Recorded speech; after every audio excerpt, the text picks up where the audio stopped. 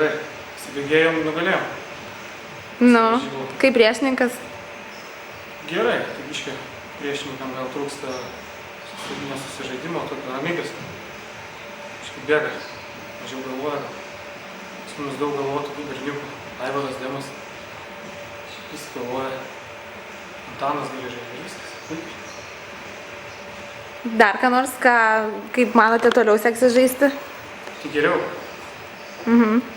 Taikysim daugiau daryti, visas baudas.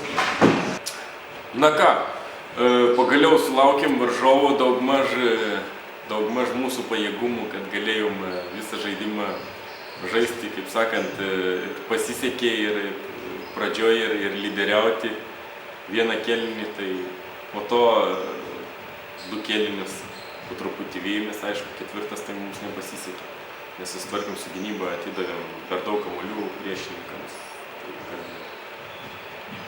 Su tokiu klaidų kiekiu laimėti labai sunku.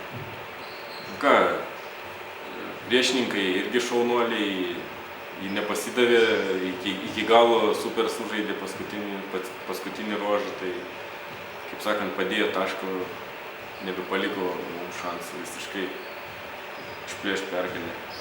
Komanda pas mus truputėlį jau susižaidžia ir gynyba, ir puolimas pradeda stotis į savo vietas. Aišku, sunku žaisti yra, kad 4 pralaimėjimus turi, bet